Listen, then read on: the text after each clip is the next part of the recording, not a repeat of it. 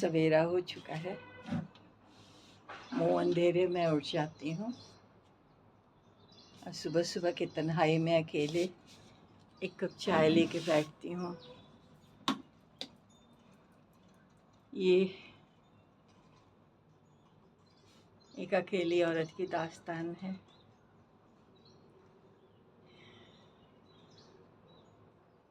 मैं जब बहुत छोटी थी, इकलौती थी, तब भी बहुत अकेली थी। माँ का स्वभाव था अपने आप में गुम रहने का। पता नहीं उनकी अपनी दुनिया थी। वो अपना मायका, अपना गंगा किनारा छोड़ के आई थी ना, तो कभी भी रिकॉन्साइल नहीं कर पाई इस ज़िंदगी से, जो ज़िंदगी उनको यहाँ मिली। मेरे दादाजी के घर में, मेरे पापा के साथ, उस समय जॉइंट फैमिली में। तो मैं पैदा हुई तब से मैं अकेली थी। कभी वो बात नहीं करती थी मुझसे, बस मेरी ज़रूरतें पूरी होती थी। कैसे होती थी वो तो मुझे याद नहीं है। हाँ, इतना याद है कि मुझे महसूस कराया गया था कि मुझे बहुत लाड़ प्यार है, मैं इकलौती हूँ। और खैर, पापा का प्यार तो क्या ही कहना। पापा तो बस मेरे बाल बनाते रहते थे, तरह तरह का हेयर स्टाइल। पापा ने ही फैशन करना सिखाया था। पापा बहुत खुश मिजाज और बहुत ही क्रिएटिव आदमी थे। और माँ उस समय बहुत चुप रहती थी। बाद के जीवन में तो इतना बोलने लगी कि कुछ ना पूछो। तो एक तन्हा औरत की कहानी है। अगर आपको रुचि हो तो अब देखो, फॉलो करो कैसे मैं जीती हूँ। पहले अभी कल की बात लगती है कि मैं सवेरे उठती थी और रांची की ठंड में ढेर सारे स्वेटर पहन के, कमर में शॉल बांध के, सर में शॉल बांध के, जल्दी जल्दी बच्चों के लंच बॉक्स ठंडे पानी के में हाथ डालते हुए, उंगलियां टेढ़ी होती थी, फिर भी लंच बॉक्स तैयार होता था उनका। और जल्दी उस समय हस्बैंड भी मरीन डीजल फैक्ट्री में थे, उनका भी लंच तैयार होता था। तो पूरा समझो कि पूरा खाना देना होता था, दाल चावल सब्जी चटनी रायता सलाद सब कुछ करके उनको देना होता था। बेचारे मेरे सीधे साधे संत स्वभाव के पति, वो तो कुछ भी खा लेते थे, लेकिन मैं पूरा पूरा खाना उनको देती थी। बहुत मेहनत की नौकरी थी। बाद में तो वो शिप पर चले गए, सेल करने लगे, तो महीनों क्या खाते थे कोई खबर नहीं थी मेरी। तो बच्चों को लंच बॉक्स वगैरह दे के फ्री हो के फिर घर साफ करना, घर सजाना, खुद को भूल जाती थी मैं। कुछ याद ही नहीं रहता था कि कहाँ हूँ, क्या कर रही हूँ। और अब देखो, पलक झपकने जैसा लगता है, पर सालों बीत गए। मेरी बेटी की ही शादी को शायद 14 साल होने आ रहे हैं, जो कि मुझे अभी भी छोटी सी टुकुर मुकुर चलती हुई गुड़िया लगती है। वही याद आती है, पर वो तो मन से बहुत बड़ी हो गई है, मेरी तरह नहीं। अंडरग्राउंड, मैं तो बूढ़ी होके भी अंडरग्राउंड हूँ। मैं तो 6 साल की बच्ची ही रह गई, क्योंकि बचपना तो जिया नहीं था ना। बहुत बहुत लाड़ प्यार सम्मान पापा से मिला।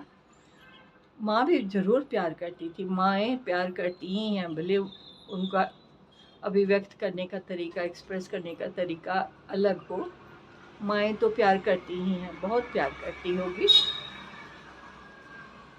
क्योंकि मुझे चाहे जाने का एहसास है। मेरा जन्मदिन अच्छे से मनता था, मेरे लिए अच्छे कपड़े आते थे। मैं बिल्कुल इकलौती थी, 4.25 साल की थी मैं। दादी साथ में बिठा के और गणेश भगवान से प्रार्थना कराती थी कि भगवान को बोलो तुम्हें एक भाई दे दे। तो मैं इनोसेंटली बोलती थी, भगवान मुझे एक भाई दे दो, एक छोटू सा भाई दे दो। और भगवान इतने दयालु थे कि उन्होंने 4.5 साल बाद मुझे भाई दिया। बहुत प्यारा मेरा भाई। वो तो अब माँ बाप के नहीं रहने के बाद वही मेरा माँ बाप है, मेरे माँ बाप की तरह है, जबकि कितना छोटा है मुझसे, पर बचपन से बुज़ुर्ग हो गया। पता नहीं क्यों इतना बुज़ुर्ग हो गया, क्योंकि तब तक बहुत परिवर्तन आ गया था। 4.25 साल तक मैं पापा माँ के साथ अकेली रही थी। पर जब मैं 4-6 साल की जब 6 साल की थी तभी दादाजी की डेथ हो गई और पापा के ऊपर घर की सारी जिम्मेदारियाँ आ गई।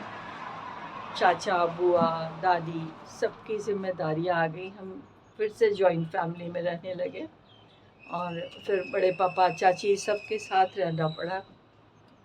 तो मेरा भाई ज़्यादा परिपक्व हो गया और मैं अपनी किताबें सपनों की दुनिया में रहती थी, अभी भी रहती हूँ। अभी भी मेरी कल्पना मुझे मुझे अपने आगोश में रखती है। मैं अपनी कल्पना में ही डूबी रहती हूँ। मुझे याद ही नहीं रहता है कि मेरी कितनी उम्र है और मैं अकेली हूँ तो क्यों हूँ। मेरी बेटी मेरी नेबर है, मेरा बेटा 5 किलोमीटर के दूर पे रहता है, पर इतना कम मिलना हो पाता है। बच्चे अपनी दुनिया में मगन हैं, जैसे मैं अपनी दुनिया में मगन थी। मेरे पेरेंट्स मेरे पड़ोस में रहते थे, लेकिन मैं उनके लिए ज़्यादा कुछ कर नहीं पाती थी। अपनी कोई ज़रूरत हो तभी दौड़ के जाती थी।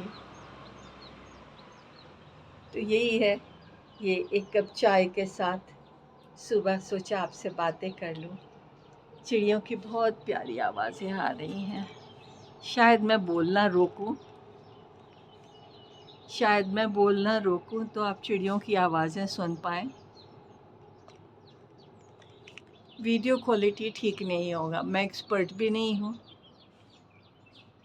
मुझे उतना कुछ आता नहीं है, टेक्निकली साउंड नहीं हूँ। देखो मैं चुप होंगी ना तो चिड़ियों की प्यारी प्यारी आवाज़ें आएंगी।